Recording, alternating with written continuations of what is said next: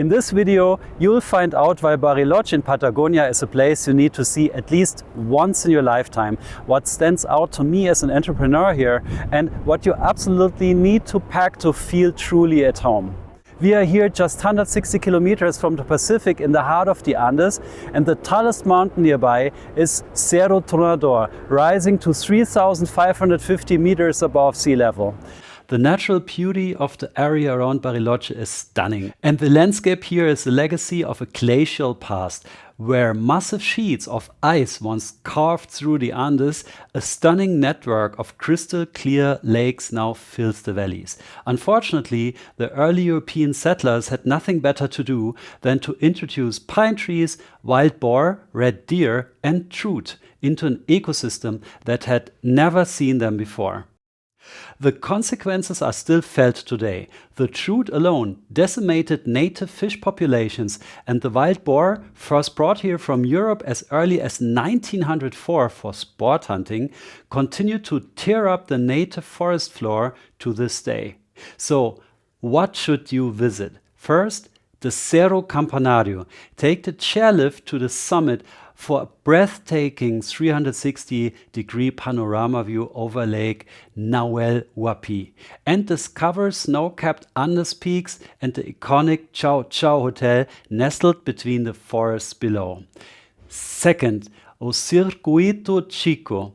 Take a classic half-day guided tour of roughly 60 kilometers along the lakeshore. It's passing by the Swiss colony and some of the most photographed Patagonian scenery in Argentina. 3. You should see Isla Vitoria and the Arayanes forest.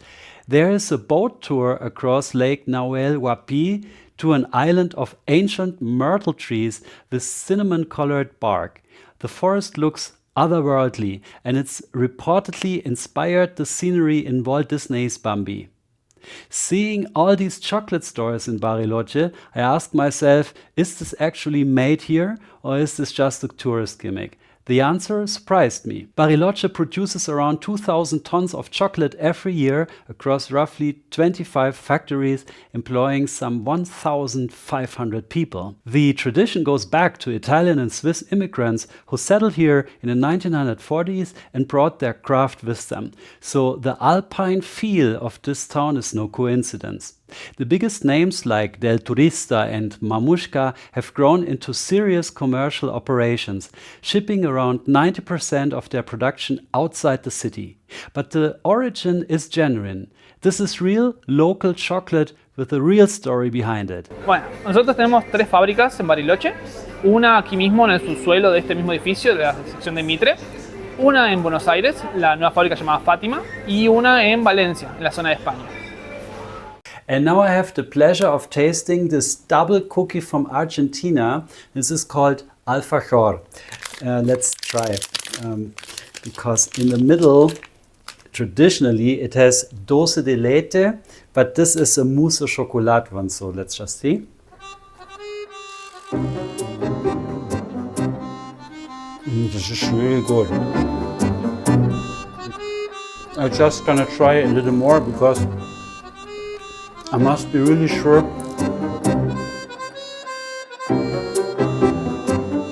And to make sure we got the name right, our friend from the shop will now tell you how to exactly say Alfajor. Esto es Alfajor. What about the climate and temperature? Bariloche is not a place for the faint-hearted when it comes to the weather. In summer, temperatures can swing wildly in a single day. A warm 25 degrees morning can turn into a cold, wind-battered afternoon with gusts that come straight off the Andes and hit you like a wall. In winter, snowfall is heavy, temperatures regularly drop well below zero, and the wind chill makes it even feel colder. This is, after all, one of South America's most serious ski destinations. Rain can arrive without warning at any time of the year, and the locals have a saying: if you don't like the weather in Bariloche, just wait 20 minutes. Before I come to the list of must-have items for your suitcase, 2 things I want to tell you. First, how is the food? And second, how are prices here? The answer, the food is amazing. Argentine food is generally one of the best in the world, and here in Bariloche I have been enjoying empanadas, the extraordinary quality of the meat and the freshest trout pulled straight from the Patagonian lakes. What really surprised me is that you will also find German food here. Goulash, for example, because the early German and Swiss settlers brought their entire culinary culture with them when they arrived in the late 1800s. Whether you sit down at a classic Argentine parrilla or a cozy Alpine-style restaurant, one thing is guaranteed: you will not leave the table hungry.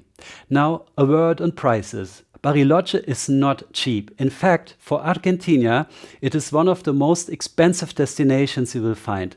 A decent dinner, a hotel with a lake view, a guided tour, it all adds up quickly, and the tourist infrastructure here knows exactly what it's worth. Think of it less like a budget backpacker stop and more like a Patagonian equivalent of Zermatt or Interlaken in Switzerland. Stunning, unique and priced accordingly. Come prepared, budget generously and treat it as the premium experience that it is. What are the top 5 items you should have in your luggage? Here's my personal list. First, and this one is really serious, bring a carbon monoxide detector. Many accommodations here use gas heating, open gas heating, and in the colder months especially, it is a precaution that could save your life. Second, pack your gloves and a beanie. Yes, even in summer, because the wind and the altitude will catch you off guard faster than you think. And third, invest in a proper jacket and in solid, sturdy shoes. No sneakers and not fashion boots. The terrain here is rough, the weather changes in minutes, and your feet will thank you. And last but not least, make sure you bring sunscreen and proper sunglasses. I know you are thinking Patagonia, cold, wind, mountains, but the UV radiation here is brutal. The altitude, the reflection of the lakes and the snow, it all is adding up. You can get a serious sunburn here on a day that did not even feel that warm. Let me finish with something that has nothing to do with mountains or chocolate. It is the people. Argentina is, without question, one of the friendliest countries I have ever visited. In all my time here, I've never once been tricked in a restaurant, never felt pressured by a salesperson, never experienced the petty scams that seem to follow tourists in so many other places. Quite the opposite. Virtually everyone, everywhere, goes out their way to help you. I was completely lost trying to reload my SIM card for mobile data. Walked into a small kiosk and the clerk spent a good 20 to 30 minutes walking me through the entire registration and reloading process.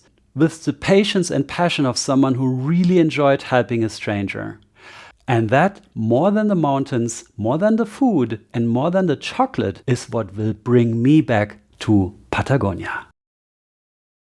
Bueno, lo que más me gusta de acá, de lo que es Argentina en general, es la pasión que tenemos los argentinos, el asado, obviamente, la carne argentina, las mujeres, sobre todo también mujeres argentinas, y el país, el territorio que tenemos, el país que es impresionante. De hecho, el lugar donde estamos, Bariloche, es uno de los mejores lugares que tiene Argentina. Es increíble. Y el fanatismo, el carisma que tiene el argentino, el compañerismo, lo fervor que es, ¿sí? En general.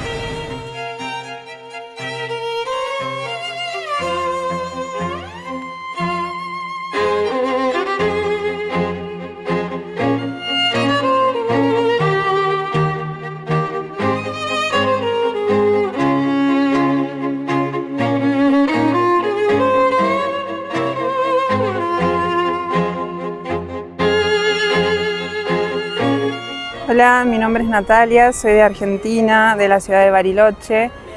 Considero que para mejorar la economía argentina es necesario fomentar la unión de todos los argentinos, que nos ayudemos unos a otros y podamos salir adelante en situaciones por ahí más difíciles.